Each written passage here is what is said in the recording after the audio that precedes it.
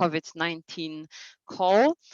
This is the 6th call of our series, and I mentioned before we all connected that well, when we started it in the mid-March, I think we couldn't assume that those calls will last for such a long time. I think everyone was hoping that we will be done with COVID by now.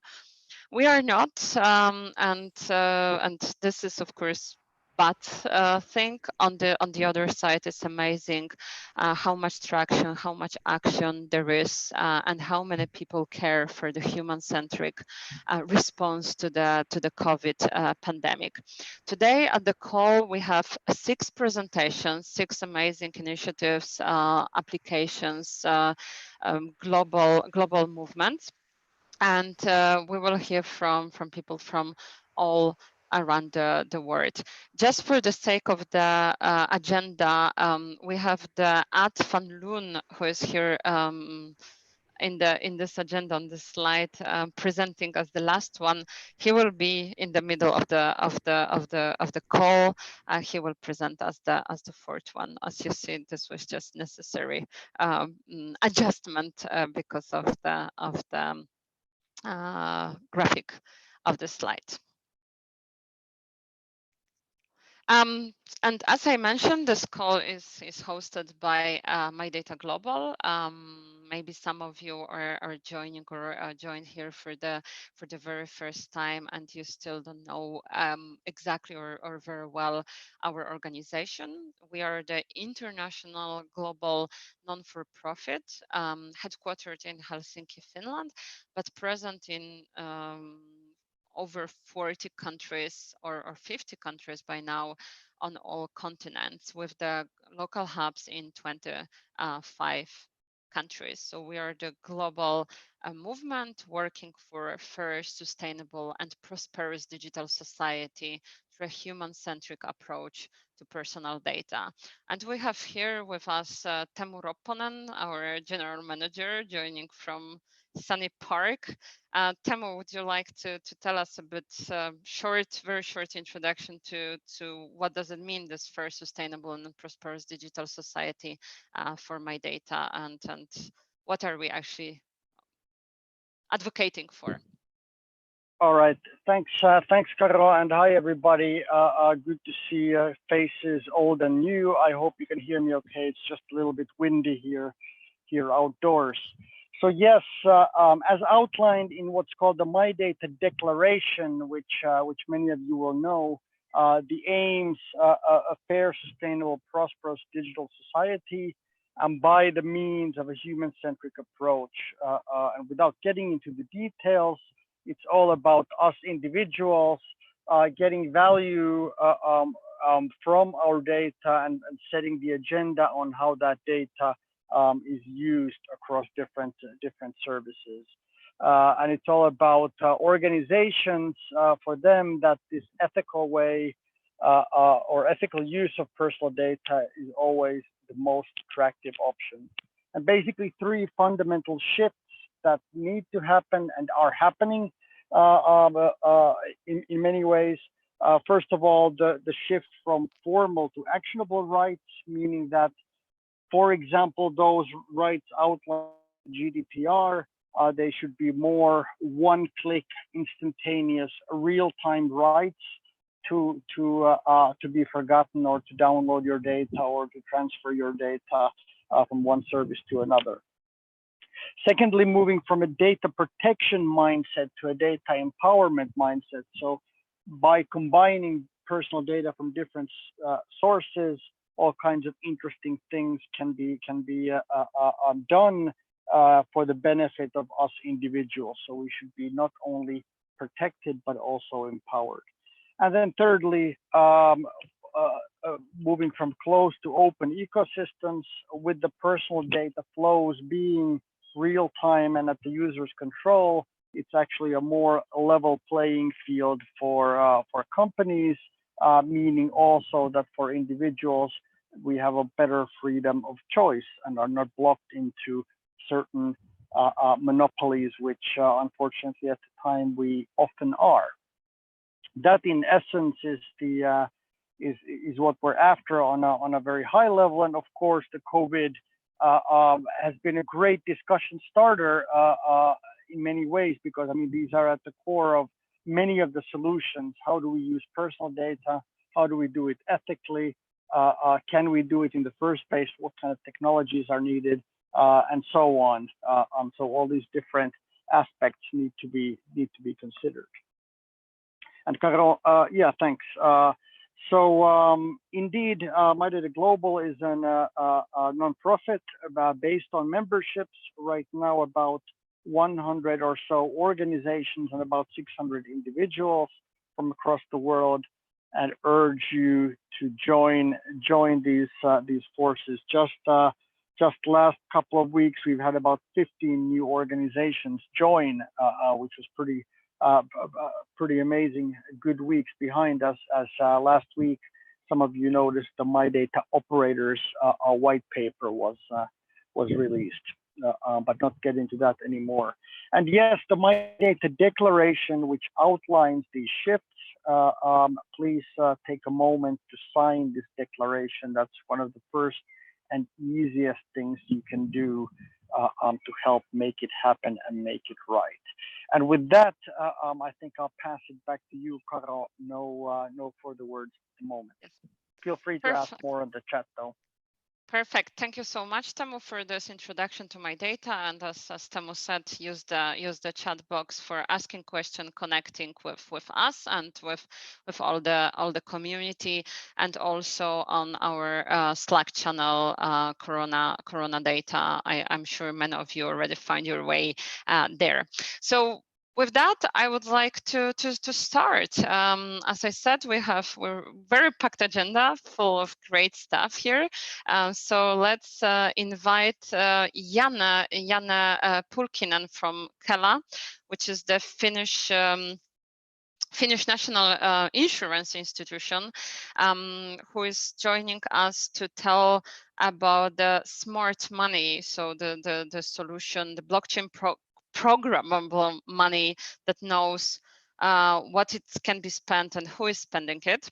And I will be sharing this presentation. So let me exit this and find and share my screen again for Janne, and at the same time, Janne. Yes, Janne, the floor is yours. Hello. Yes. Thank you very much. Do you hear me? Hear you very well. And just for the sake of the housekeeping, you have 10 minutes, and if you have the questions to Janne, please put them in the chat. So Janne should answer at least one question after this presentation. Yes. Yeah, thank you very much, and good afternoon to everybody. And thanks, Katariina and Teemu, for the invitation to us. My name is Janne Pulkkinen, and I'm working, as Katariina said, at the Finnish Social Insurance Institution of Finland, and working there as a Chief Innovation Officer. And this SmartMoney project is one of those innovation projects which we did last year and are now developing furthermore. We can go for the next slide from there. So what is the SmartMoney? The SmartMoney is, as Katariina said, blockchain-powered programmable money that knows what it can and where you are able to spend it and which kind of situations.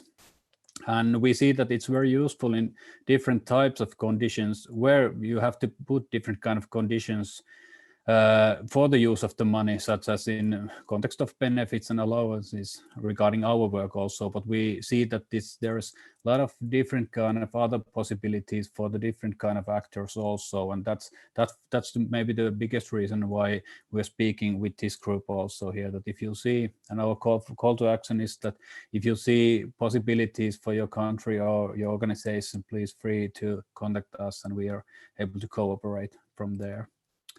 But regarding the SmartMoney also, for the consumer's point of view, the consumers will mainly use the SmartMoney with their mobile applications or the chip card in certain cases. And it does not require the type of centralized intermediate. Instead, it's operated by a distributed ledger business network from that point of view. So that's like how to tackle those things also. And we can go further. And which kind of use cases the smart money could support? We have seen that other than our organizations like side, the social insurance side, there's also a lot of different possibilities regarding insurance compensations or different kind of lunch, sport or culture benefits, different kind of loyalty points, for example, in different kind of like which different kind of stores are putting out, or different kind of gift cards. And we have also had a lot of conversation regarding weekly allowances for your kids, for example. So if you would like to keep some weekly money for your own kids and would like to know that where you're able to spend it, so you could use the smart money also in those kind of situations. We can go there. And for the first proof of concept side, the projects we had the Social Insurance Institution of Finland was leading the project, but we had also advisors over there like Finnish Tax Administrator and the Financial Supervisory Authorities from Finland, and Borenius Attorneys Legal Office also, and our development partner was Tietoevry. And that was the proof of concept phase, and we are now going more forward. And the Finnish tax administrator is also like a common partner at this moment over there also. And how the smart money works, how we would like it would work. So there's different kind of roles for the different kind of shareholders. And the first thing is that you have to have somebody who's issuing the tokens, the smart money over there. And there could be also like sponsor. In our cases, usually we are also at the sponsor role and at the issuer role. But that could be that, for example, City of Helsinki could be sponsor and our organization could be the issuer. So there's a lot of different kind of choices how you could use the smart. But in the first phase, our organization is able to like process the right for the money for the people to validate the personal context and which you're able to use it. And after that, the DLT application and the smart money network will verify the issuing, transfer, and payment rules for all the transactions over there. And after that, the smart money is issued to the user's smart money wallet.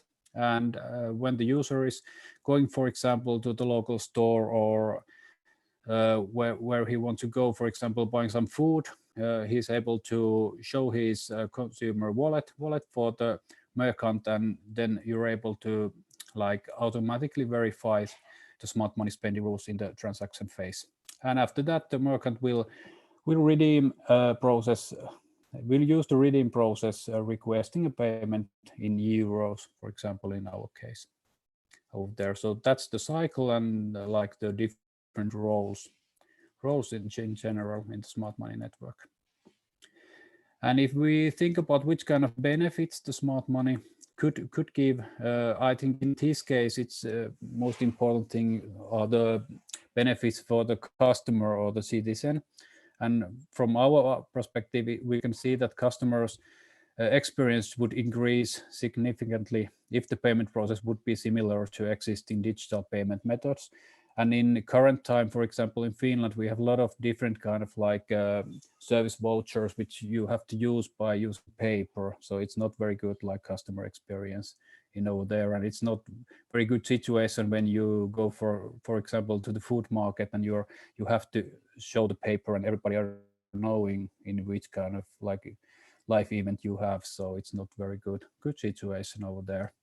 And after that, there's also that kind of situation that customers are not able to spread the use of the payment. So when they are going, for example, to the local store and buy food, they have to like use it at the same time. All the money which you have in the smart money or you have in the service voucher over there. And then there's a lot of possibilities regarding, for example, in different kind of personal budgeting use cases or so on. So we see that there's a lot of different kind of benefits for the customer point of view, of course, for the organization and merchants, but I think the most important thing is the customer in here. And we can go to the next slide.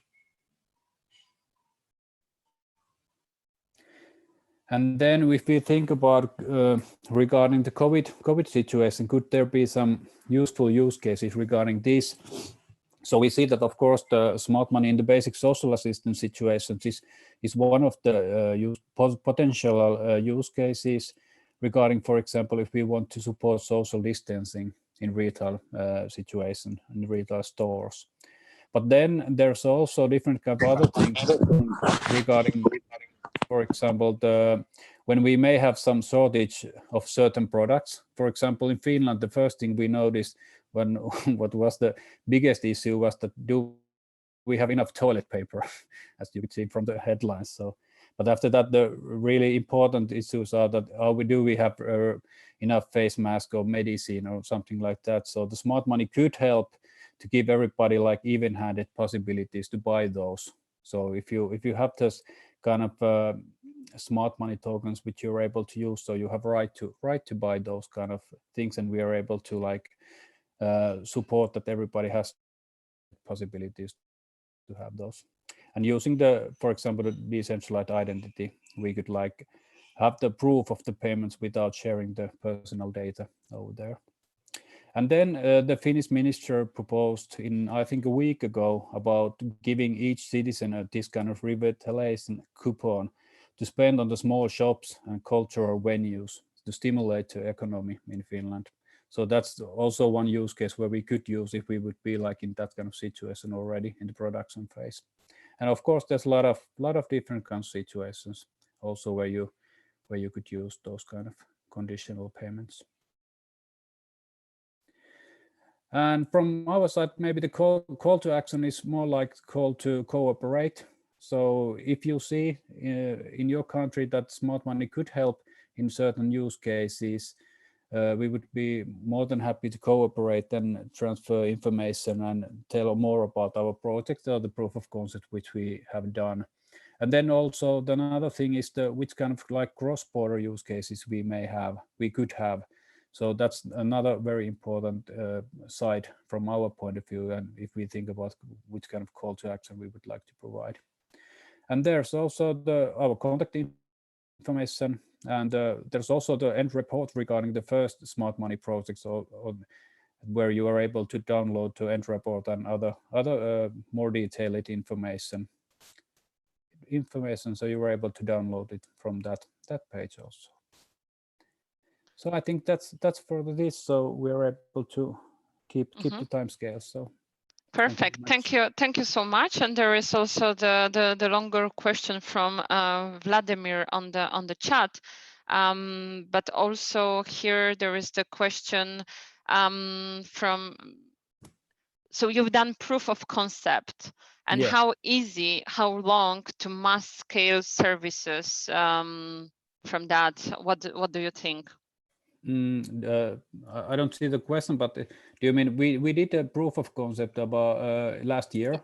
Yes, and how long it would take to scale it to the mass scale services? What do you think? We have that kind of like idea that we would be in like piloting phase where we would have customers in early next year. But also everything depends on the budgeting and so on, as we know. But we are like continuing the process and the project already, and we are doing, but it depends on the budget which we are able to get in after the summer holidays. And just one short question: if could we use smart money for Ukrainians transfers to home families? So is this money to be stay in the country, or can it also be transferred abroad? That's very good question. We haven't touched that area yet, because we have been doing that, taking a couple of use cases, so we are able to like go more fast forward. That would be possible, but that would be like our immigration center would be like in those cases. I think they would be like main players. Thank you so much. And there were also some other questions there which we cannot take it.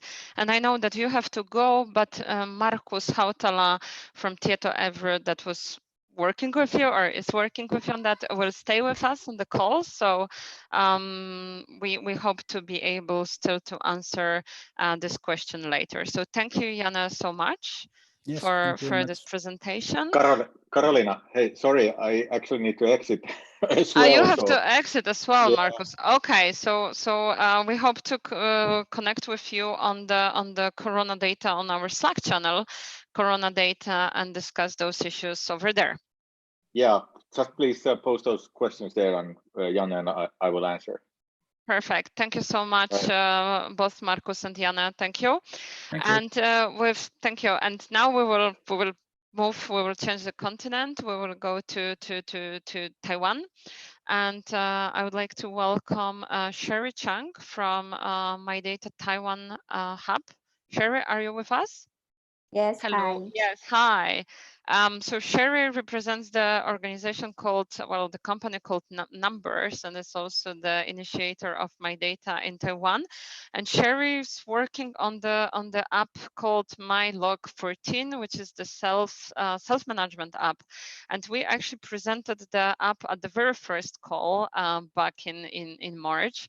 And I understand there's been a lot of development when it comes to the app. This is the app that helps people to stay in quarantine, to complete the 14 days of the self-isolation in case of the risk.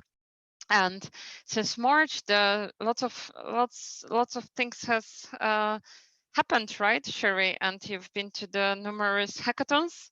So please tell us what is the current state of the development of the app, and how can we as the MyData community still help you, or how actually this can also be transferred to the other countries. So also I have 10 minutes for the presentation. Okay, thanks, Katariina. Yes, thank you. Yes, thank you. Thank you for your introduction. And yes, so I'm going to introduce the project built by MyData Taiwan Hub.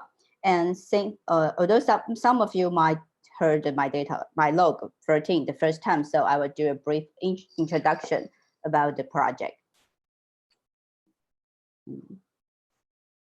And so the COVID-19 pandemic is since the December last year and January, and it lasting for 3 or 4 months. And now we are going to enter to the post-pandemic period.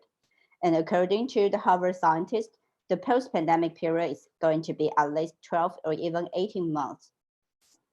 When the border is reopened, every traveler needs to be quarantined for 14 days or after each travel. And so now we need a solution that can build a balance between the protecting us from virus infection and maintaining the data privacy without violating our civil rights. So besides being surveilled by the authorities or by the government, we need a MyData way solution to create an all-win ecosystem for users, local economy, and research institute. So here comes our project, MyLog14. So user can easily using our app to maintain their well-being through self-managing health status and feel mentally good knowing that they are contributing to the community. It's very easy to get started. Just a few clicks, you can easily log to the app and to record your symptoms should they be similar to COVID-19. And you may also snap capture a photo to record your life, which will allow you to remember what you have done in the past few days.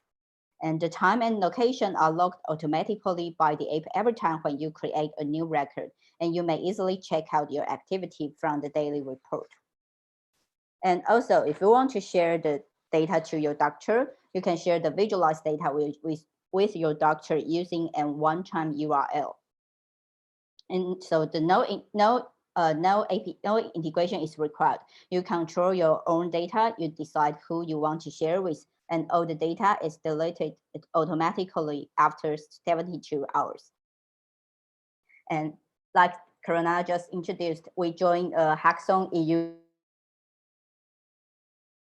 the end of April. So it's a very huge hackathon. There are more than 24,000 attendees. And also, if you are interested, because I I just briefly introduce. If you are more interested with our project, you can go to the Dave post page. You can see more about our project, and also you can go to the GitHub to see to see our source code, and you can get the latest release. So during the EUVS virus hackathon, we support the multi-language to our app, including English, French, Japanese, and Chinese, of course. Sherry, I think we don't see your slides when you are changing them. We still see the title slide. Oh, really? Yes. Wow. Sorry. Oh yeah, now yeah, it moved. Yeah, yes. So I think maybe I just go through the slide very quickly again. So yes, I think okay. maybe that's because. So like I say, we are now going to the post-pandemic. Yes, exactly. And now it's changes. Yeah. Perfect. Yes, we want to balance the civil rights, data privacy, epidemic prevention. And here's our app. We have a very simple UI interface. We can do photo capture, can record your symptom and record your data. And through the data visualization, you can share the data visualization result to your doctor, and with using a one-time URL, and all the data is deleted after 72 hours. And also, this is the Dave post of our project, and also you can find the GitHub link here. And during the EUVS virus hackathon, we support multi-language, including French, Japanese, English, and Chinese. And also, I can share a little. We do a promotion video and with French and Japanese and English version. And I want to share a little about maybe 30 seconds about the French video with you. Because I don't understand French, but I think it's very nice.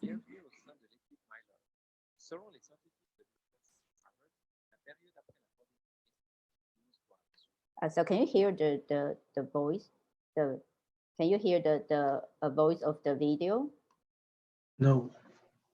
No. So okay. So I think maybe that is the sharing that it's too bad that you cannot see, because I will share the link later. Yes, on perfect. the slide. So let me back to my slide. Oh, I know I can share the link again. Wait a moment. Okay. Bienvenue au sein de l'équipe MyLog. Selon les scientifiques de l'Université de Harvard, la période après la pandémie risque de durer 12 voire 18 mois. Nous avons tous besoin d'une solution qui nous assure une protection adéquate contre une infection virale, tout en maintenant la protection des données en conformité avec nos droits civiques. Voici MyLog 14. MyLog 14 établit un écosystème bénéfique à toutes les parties, à savoir les utilisateurs, l'économie locale et les instituts de recherche. Les utilisateurs tout en étant satisfait de contribuer à la communauté. Rien de plus facile. En peu de clics, vous pouvez aisément vous connecter à l'app pour So, okay, it's just very short. So I go back to my slide and wait for a moment. Okay, here. So also during the hackathon, because it has a lot of attendees, so we also collect a lot of feedback. We collect almost 100 feedbacks, and 86% of them are believe the service like MyLog 13 can contribute to the epidemic prevention so much, and they all very want to use the app. So, and now here's the progress we've done in the EUVS virus, but what is the next step of MyLog 14, and also what is the next step about MyData Taiwan? So, and the day after tomorrow, we will introduce MyLog 14 to the mayor of Taipei City, and we hope the Taipei City can help us to promote MyLog 14 to all the Taipei citizens. And on the May 12th, we will join another hackathon hosted by LG Town and American Institute in Taiwan, and we want to keep update keep update the MyLog 14 and add more language and make the feature more stable. And also in today, just 2 hours before the Corona call, we have an online forum, Its topic is about epidemic prevention via civil rights. And we invite experts from legal, epidemic protection, and tech field to talk about how to achieve the balance between epidemic prevention and city privacy. We will discuss how to use our technology to build a solution like MyLog14 or even any other solution that can help with the COVID-19 work. And now I'm going to call for help. So our app are already launched in Google Play Store, but I think it's only in the Taiwan region, so you may not download the Android version. But if you have Android phone, you can download the APK file through our GitHub. So if you want to give a try and give us some feedback, you can download the APK from the Android, from our GitHub. And also, if you are using an iOS, so we are now under the, I think that we have already submitted, but we haven't get reply because now the launch process will lasting very long because they don't want any app related to COVID-19 to launch on the app store. So we now have the test version on the test flight. So if you are using an iPhone and you also want to test the MyLog14, and you can contact me, I will provide you the link from the test file.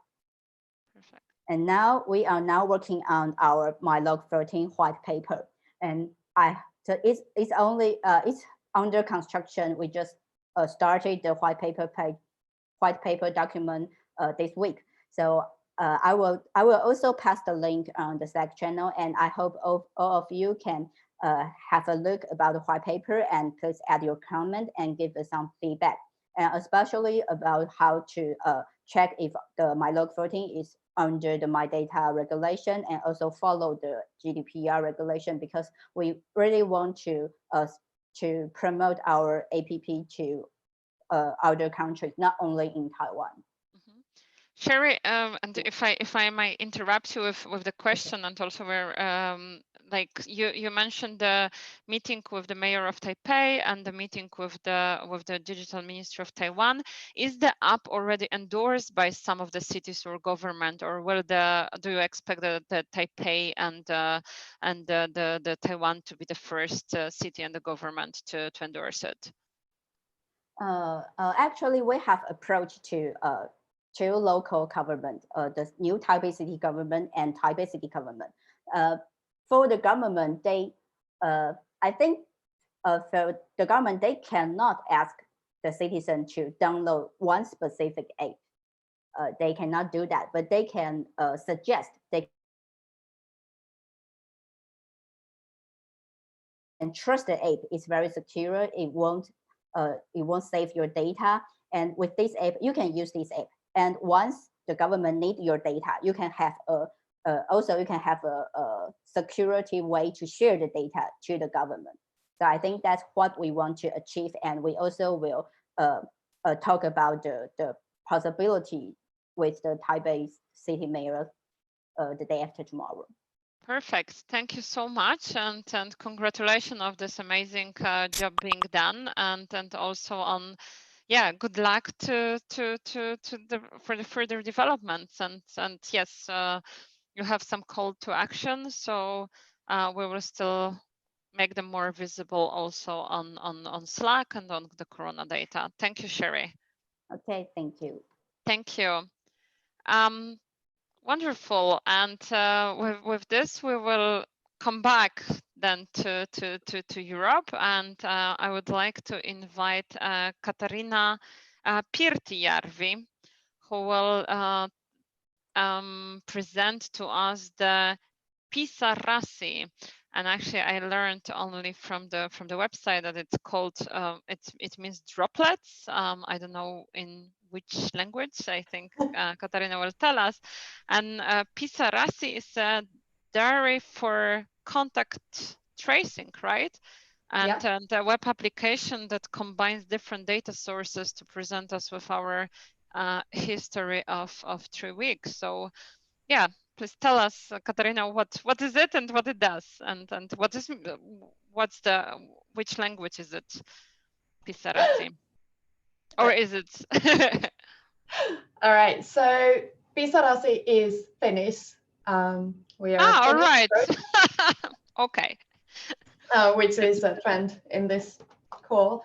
So Pisarasi does indeed mean droplets, and it was originally started at Hack the Crisis Finland hackathon on March 20 to 22nd. We've since been developing continuously and steady on, and we participated in EU versus virus hackathon as well. And basically what we're doing is trying to make the contact tracing process take less time, because currently ECDC estimates that it takes 9 hours to create a contact list of one positive COVID-19 case. This does not include the time to contact them, to assess them, and monitoring. And mobile apps have been the often first thought and have been implemented worldwide, but we don't really believe that it will solve enough, because there are many different problems. It doesn't actually reduce the contact tracing time, because you still need to go through the whole of the interview process to figure out what else is there that's not logged in your mobile application. So it doesn't actually fit into the existing process that well. And you can't actually, the user or the patient cannot provide more information. Like, it's just a standalone solution that does not really fit in. And we all know that smartphone users are not 100% of the population, and the app penetration will be even less. And personally, I believe that Singapore has already shown us that mobile application alone won't be enough to get us out of lockdown. So what we've got, oh, we skipped a slide. So we started working on this on March, and originally we wanted to have the mobile application part, but we have now dropped that because there's a lot of them, and it is indeed very hard to get apps out into the stores. So what we're doing instead is a web application where you can make your own diary of your last 3 weeks, or whatever the healthcare provider timeline for you is. And the way we do this is by having you use the data you already collect. So, you fill it out at your home, and you can use, currently you can use Google Timeline or Private Kits Export as a baseline to start with the process. And then you fill in it with the detail that we need, or the healthcare needs.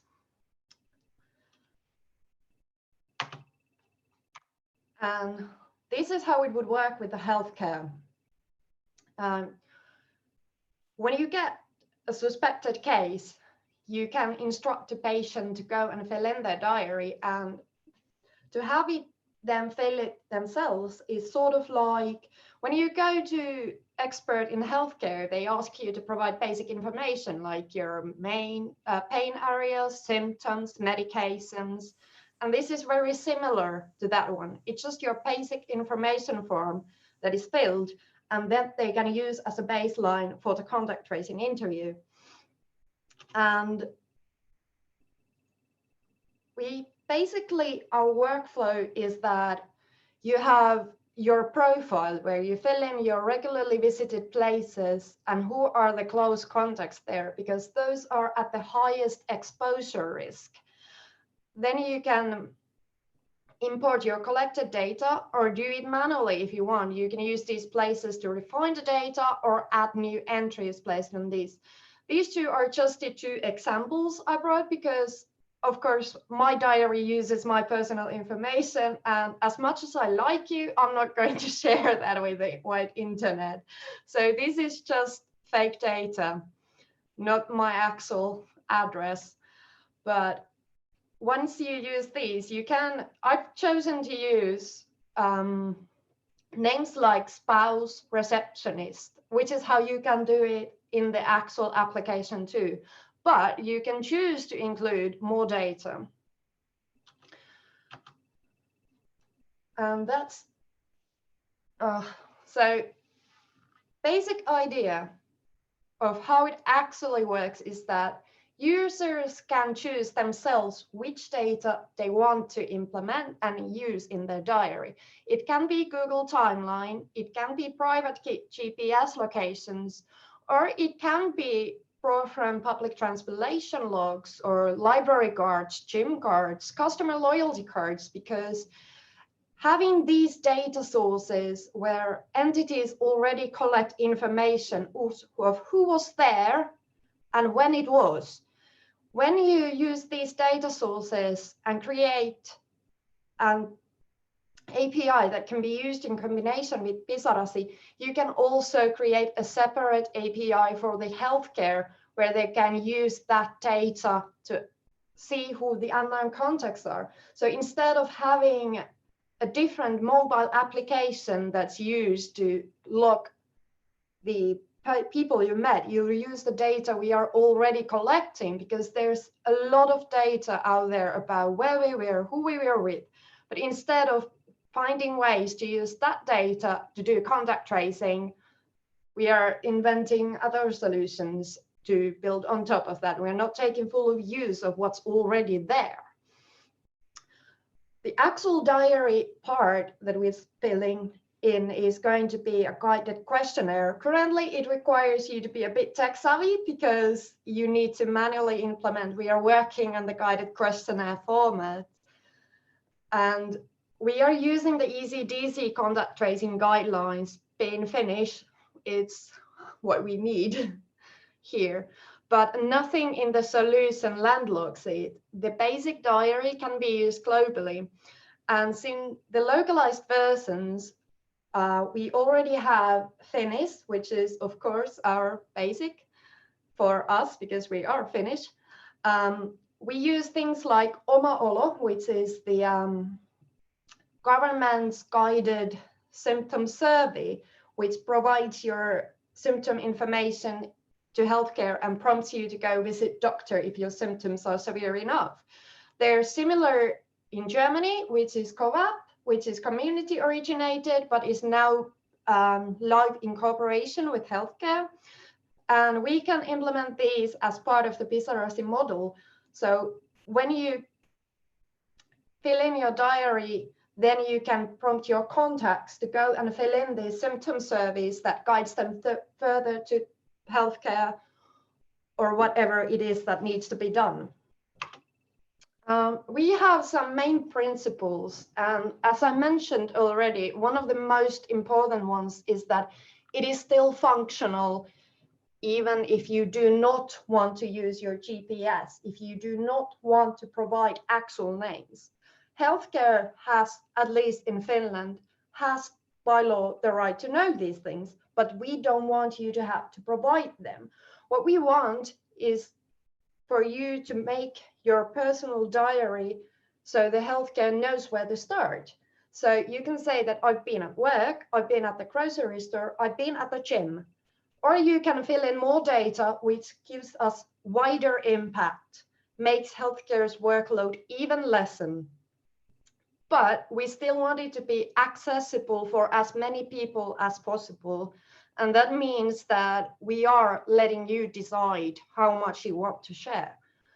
We do not collect data on the background because it's honestly scary how much information Google and the rest of the services have about us.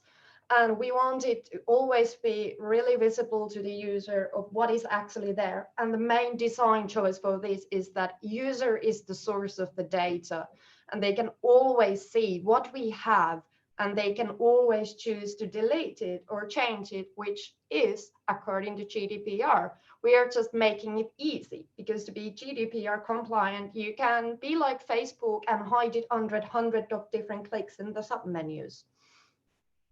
Katariina, we are running out of time. Yes, we are almost done. So what we have currently is the source code is MIT licensed. We are doing this to be very transparent, and that's why we don't want anybody have to reverse engineer to see what is actually happening for the data, but instead we have lots of different developers and security experts already part of the developing process. we want to include more healthcare perspective. We are having very difficult time to actually get hands-on experience on how contact tracing is done, and we want to have that viewpoint in the further development. And of course, if you have or know of a data source we could implement, let us know. That's about it. Thank you. Thank you for this presentation. And just very quick question. If you could repeat the name of the same service in Germany, what was the name in Germany? It's COVID app. It's a symptom log where you fill in your COVID-19 related symptoms, and then you can take that as a pre-filled form to healthcare. So maybe you can post it also in the chat window because yeah. Someone would like to know and cannot really catch it.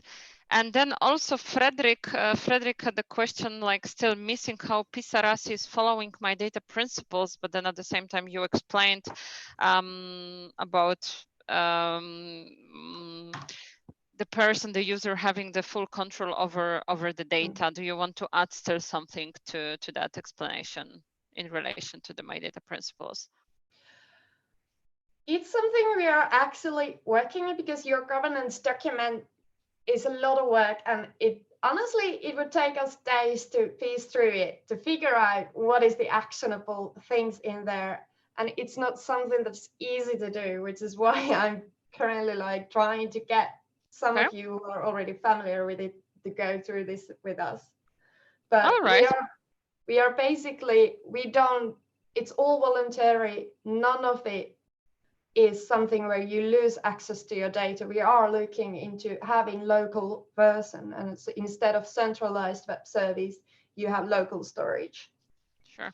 Thank you for this. And of course, the community and the Corona Data Channel is there also to help you in those developments. So thank you. And yeah, if you can spell the name of the German tool, and also there were some suggestions where to look for some further advice. Perfect. Thank you, Katariina, for joining us and for sharing your work. And now we move to the Netherlands, right? With Ad van Loon, who will present. Apologies if I'm not spelling the right.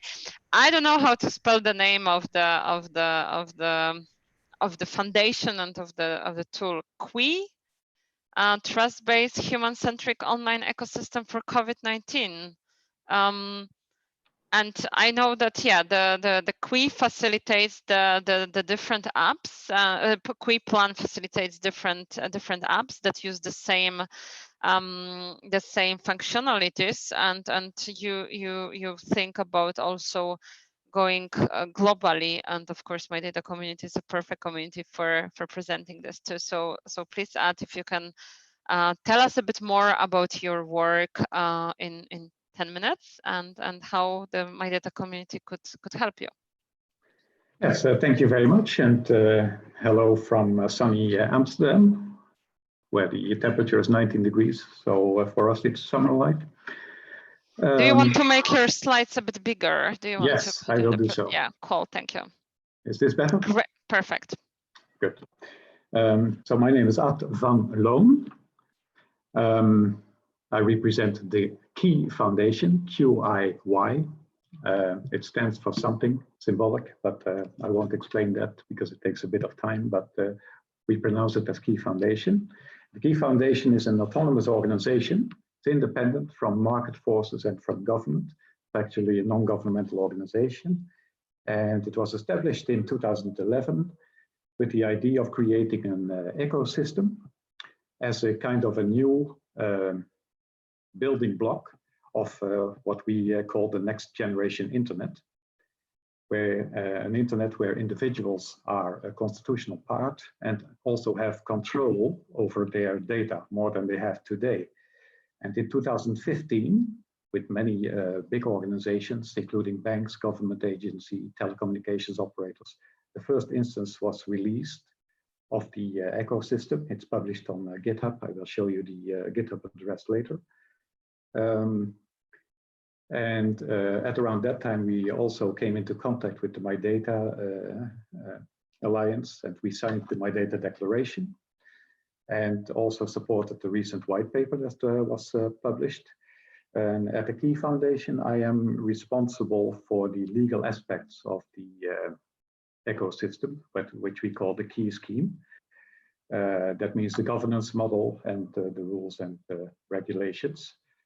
But in this framework, we have come up with what we call a trust-based, human-centric online ecosystem for COVID-19. And the basic idea of the solution that we have been working on for a while now is that you switch on Bluetooth on your phone, you walk into a shop, or you take public transport, doesn't matter. And the moment you pass a Bluetooth beacon, your phone will pick up the signal of the beacon, and when you leave the store or the train or the tram or the bus, it will disconnect you from the Bluetooth signal, but it will register on your phone in an encrypted format the fact that you were around a certain, in the vicinity of a certain Bluetooth beacon, and at which time and for how long you were there. That's all, and it's only registered on your phone. This is the schematic overview.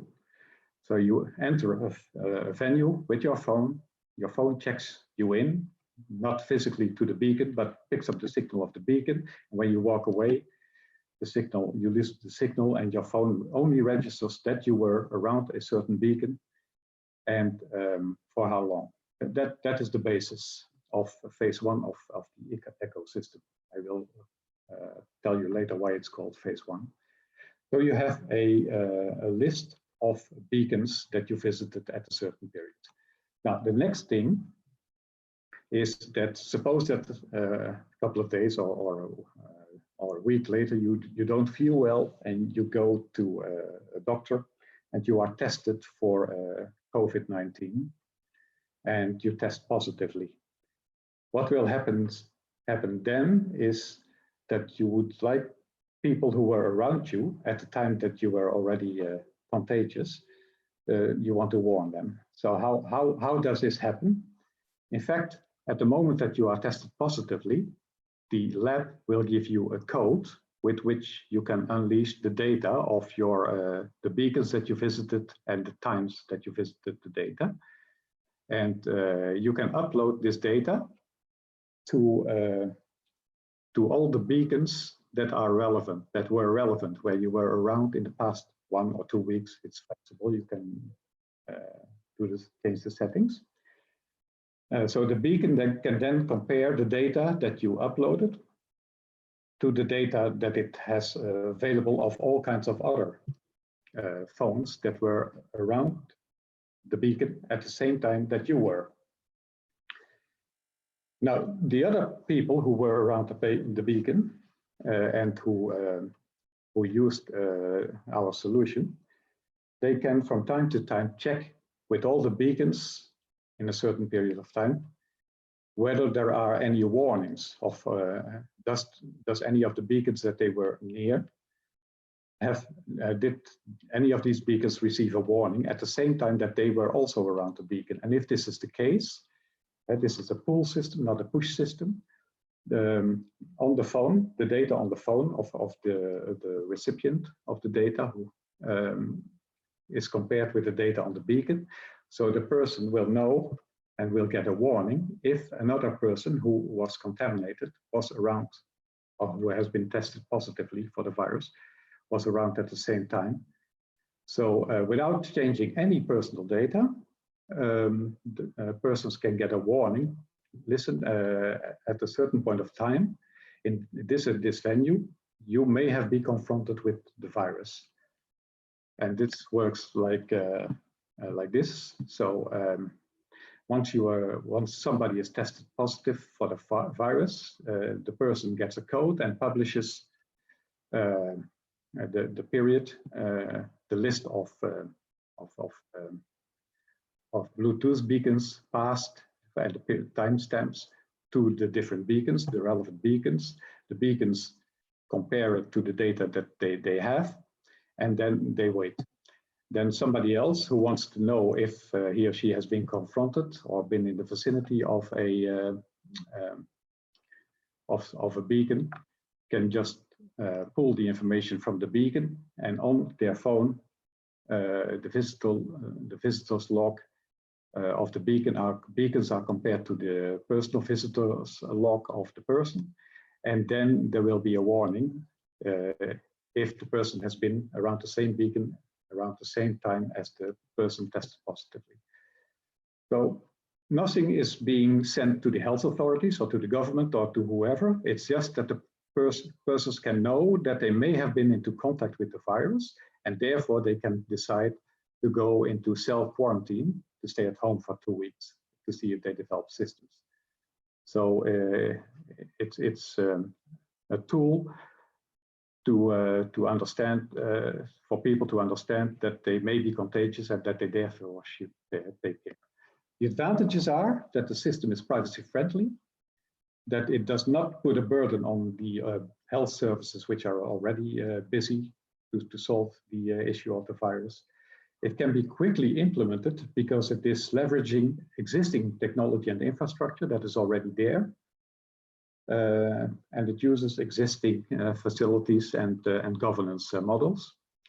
It also does not have any implicit dependence on whatever Apple and Google may be developing around Bluetooth. There's no need. It may help, of course, if you have a better Bluetooth signal, but there's no real need. The anonymity is guaranteed, and it is very much scalable, even worldwide.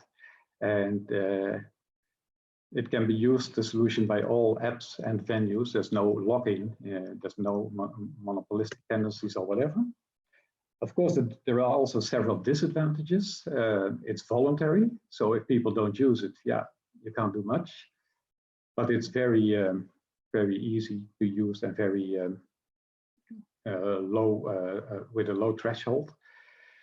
In indirect virus transmissions, for example, if a person comes into contact with an infected surface, like a door or maybe a display of some kind, can of course not be recorded, but these disadvantages are not unique to our solution. And of course, if the Bluetooth network, the beacons beacons network is not sufficiently dense, then you may have false positives. So many more people want to choose to stay at home, into home quarantine, than is necessary. So the denser the network, the better. We call it phase 1 because this system can be further developed, whereby people do connect to a virtual network, what we call a trust network, and can access their data, and under their own control can transfer these data also to the health authorities or other services of their choice, while even remaining anonymous. But that is a phase 2 development, because what I just explained can be implemented in a test environment within 1 week, and it can be live very soon after that. And for the moment, we are looking for sponsors of this, because we have the know-how and the tools and the technology and the developers, etc. But not the budget. So that is the phase that we are in. If health authorities or private organizations or investors want to see the solution, then we will launch this. And if not, it remains an idea. So this is my short contribution. Thank you so much, Ad, for your presentation. And yeah, I'm checking the chat window. And there are some questions. One is the interesting idea. I'm wondering what the advantages are compared to standard Bluetooth contact tracing solutions. The advantages are that there is no interaction via Bluetooth. It's just your phone that is listening and picking up signals and registering the signals. There's no return. So the Bluetooth beacons will never know that you were there and who you are. You cannot be tracked. Okay, thank you. And there is also a question, what does a beacon look like and how much does one cost? Yeah, now I'm a lawyer, so now you are asking me questions. But in fact, many shops at least already have Bluetooth beacons for less noble purposes, because they are tracking your Bluetooth signal to serve you shop-related advertising. In fact, the same beacons can be used, but if you put your phone in listening mode and you don't use the app of the store, then they cannot serve you the advertising that they would normally do if you would use their app in combination with your Bluetooth. But of course, you can install Bluetooth beacons. They are small enough, even at relatively low cost. For example, in public transport, on a chair-by-chair basis, if you want. The denser, the better. And in a supermarket, you know, in each section, like the fruit section or the vegetable section, it's not a huge investment. And we think that since this is relatively easy to implement, it's better for governments and other interested parties to invest money in beacons rather than in developing high-cost applications with privacy problems. Thank you. I will just tell you that there is plenty of questions in the chat to you. So this is like interesting idea, and there is lots of questions. I have to pick one, and I will pick one from Kim, wondering if the beacon is a central system. Otherwise, how can other people be advised? That's what I tried to explain. That the beacon does not advise anyone. It's a passive tool, rather a dumb tool. It just collects information of people passing by and timestamps, or of telephones passing by and timestamps. And somebody who has been tested positive can upload the moments that that he or she was around a certain beacon, and the data resides in the beacon. And if somebody wants to know if they may have been into contact with the virus, they pull the information from the beacon, because it's anonymous, so it doesn't matter, just a public information thing. But then on the phone of that person, the beacon data can be matched to the personal data of when were you around which beacons. And then the phone will calculate whether you may have been into contact with the person who tested positively, and you will get a warning, like, be careful, you may have been in contact with the virus. That's all. Mm-hmm. Thank you so much, Ad. There is, as I said, please still visit the chat window for more questions. And unfortunately, we had to our colleagues from the COVID Safe Paths, they had to disconnect. And we hope to get them for the next call on the 21st of May. But we will now move to the initiative, the community, the movement called bothAnd. And I would like to welcome Thorsten Dittmar. Thorsten, are you with us? Thorsten? Yeah, I was just muted. Hi. Hi. Hi, Thorsten. So you are joining us from I think sunny Berlin, judging from what we can still see in the back, and from Poly, the company that is the member of MyData Global, and you're with us to present the initiative, the movement called bothAnd. I know that later, just after this call, you will be actually launching bothAnd, right? So please tell us in 10 minutes about what the bothAnd is about, and how this can actually, like, what the MyData community can bring to bothAnd, and what bothAnd brings to MyData community. Of course, let me just share my screen. Yes, you do. So, yeah, as you said there, I'm the founder of Poly, and Poly is one of the initiators of bothAnd. And so what is bothAnd? bothAnd is a pan-European nonprofit community that tries to engage citizens, especially, and domain experts working together, building something, you know, that helps the other initiatives, you know, to have an easier life, and also to help them, you know, to be more efficient and more effective. So we are what we are not doing is building another Bluetooth tracer, another hackathon, and so on and so forth. So there are already enough out there. So instead of, what we are trying to do is helping these initiatives out there to do all their busy work and to collect all the needed information, and also to help them to reach out to citizens and to get PR power. So we are quite well connected to the governments in Europe, and so that means we can help with aligning with their governments and so on and so forth. So we will get a little bit more concrete later on.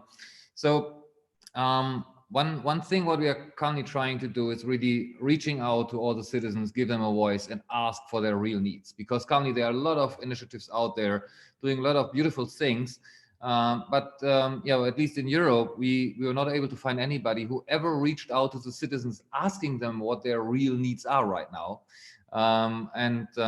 So that's one of the first big things we are currently doing.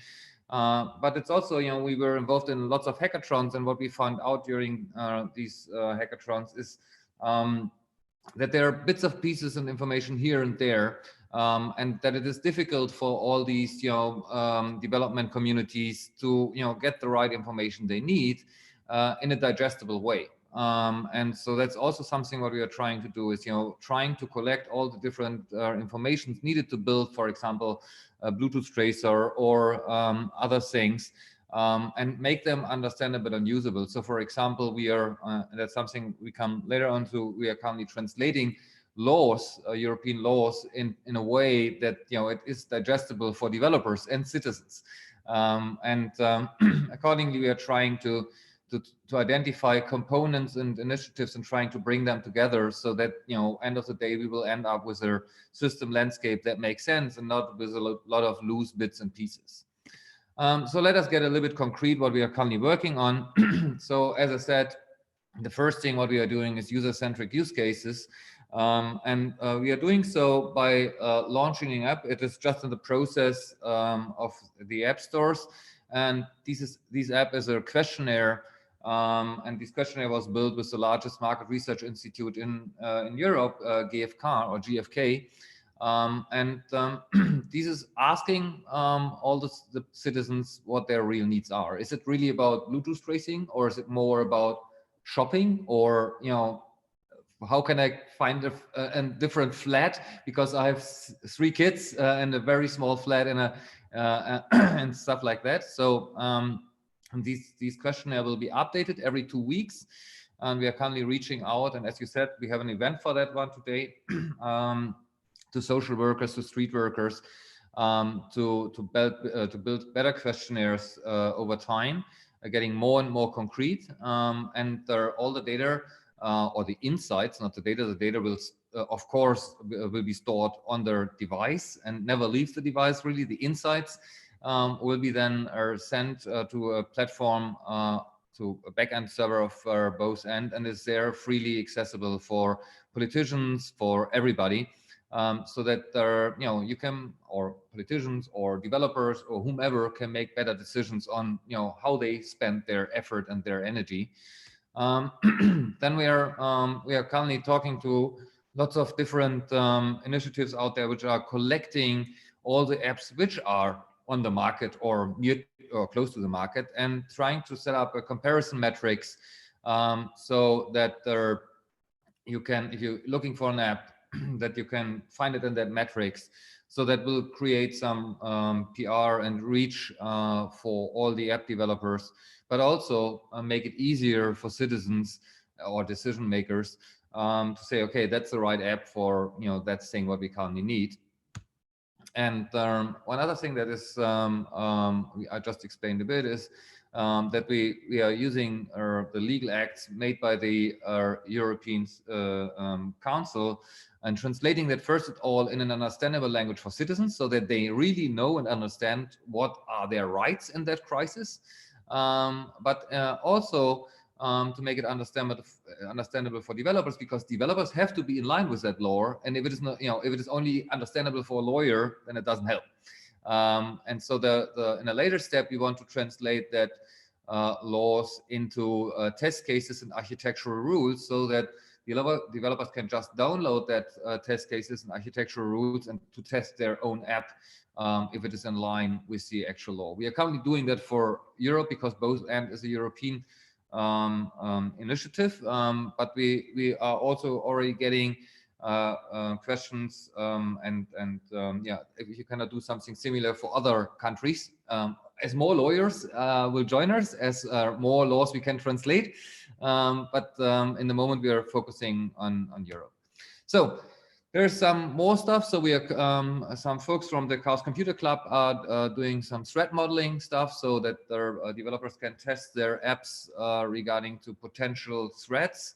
So for example, most of these tracing apps have currently the weakness that you can mark yourself as infected. And so that means as well, you know, people can misuse that to keep or to hold down our economy just by creating trolls, which are creating infection notifications. So things like that are included in that threat model, and especially for Germany in the moment, but that will be also the case then for whole Europe, at least if somebody's asking for.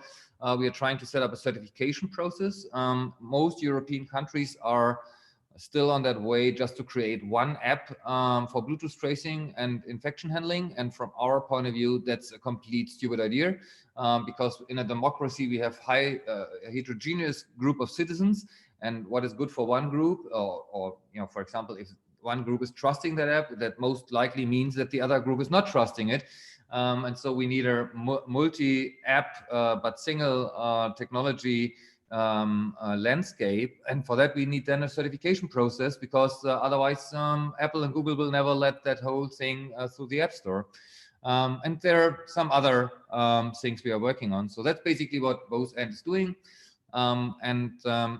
Yeah, and first of all, thanks for your participation here. And if you want to join us, help us, or if you need help, then just go to bothAnd.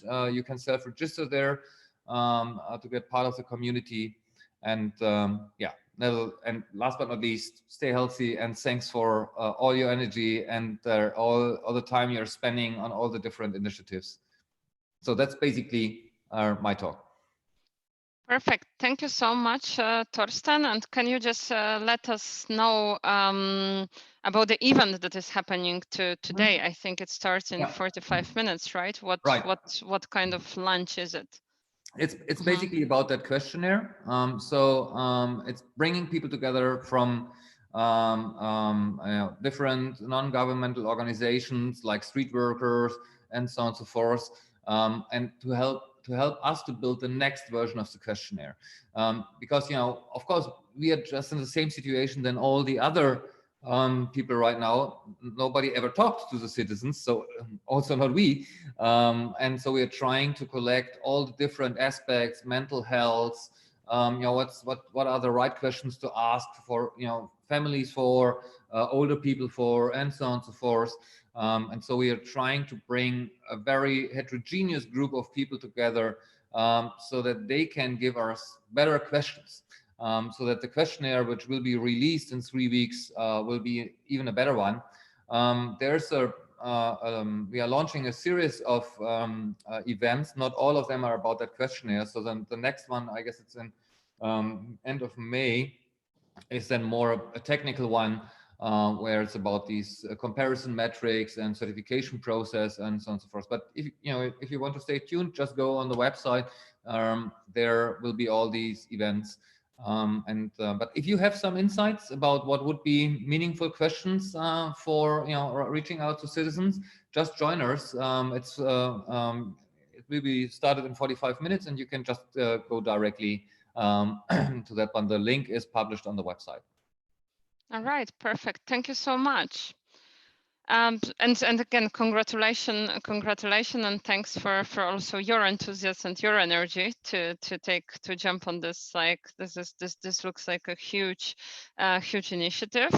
And now we have some. I know that of course everyone is now busy, but in case you would like to, any of you would like to ask any questions to our presenters.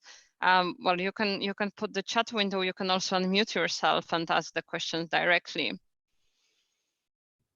And as I said, there were plenty of questions to add previously. So, but if you would like to ask any other question to our presenters, also Katariina is still with us, surely, and Sherry as well. No? Yeah, All right. Hi, Glenn. So I really like the idea of that there's only a need for receiving. But does the solution also solve the other problem regarding Bluetooth contact tracing, which was that it's not accurate enough? It does not solve it because it's making use of existing beacons. It can be solved, of course, by in two ways. First of all, that the only function that is required is listening. Sending is not required. Secondly, is of course the more beacons you have, the more dense the network, the more accurate it will be. And maybe the Apple and Google solution to make Bluetooth a better tool could also contribute to this. It's not essential, but it could help. Does that answer your question? Yeah, at least it helps. But I guess it will still be challenging, but I like the idea anyway. Okay, thank you. Thank you. So do we have some other questions or comments or something that you would like to share with us? May Yes, I, well, hi Vladimir. Hi, comments to this Google and Apple general solution. In my opinion, there are already a lot of analysis about these beacon Bluetooth solutions, contact tracing apps. I have published links at this chat box. Please have a look at it because one, it is very general and very insightful, and two, it is from Germany, for example, from associations of experts. Two very good analysis. One is about ethical guidelines, and another is called data protection impact assessment. And I believe that Apple and Google cannot answer this data protection impact assessment demands or conditions. Please have a look. Thank you. Thank you, Vladimir, for sharing. Any other comments or questions? You don't have to be shy, but if there will be no questions or... I have a question for Vladimir. One of the links in he posted a tweet, and I got the link to the FIFF paper, but the other one, the SOL3 paper, didn't work. Okay, I will check and do it again. It was my tweet with both links in one place, but I will check this DPI thing and we'll publish the link again. Thank you. Thanks. Thank you so much. So it seems that we are now going to the end of the call, and thank you all for your attention and being with us today. You've of course heard the MyData principles. If you're new to MyData, or if you're with MyData for some time and you would like to still refresh your memory what the declaration is, what the principles are, then please visit our website for the declaration and also for the other papers, like for example white paper on data, MyData operators. And just to let you know, in case you sign the declaration but you still should receive the link to confirm your email address, and this rather surely has ended in your spam box. I checked for myself, and this is what happened. And only when you confirm your email address, only then your signature will be actually counted. So some people pointed to us that, well, there is the number doesn't grow. That might be one of the reasons you have to still validate your signature. And of course, please visit us on Slack. And if you feel inspired, or if you feel that you still don't have enough of the discussion and you would like to learn more, please come to MyData Slack, and Corona Data channel is a place to be. And yes, we continue with those calls now in the format of bi-weekly calls, which means we will meet on the 21st of May on Thursday at the same time, and it's 3 p.m. Central European time. I did something. Central European time. I realized that some people has joined also later, which might be the reason that, yeah, there was some mix-up with the timing.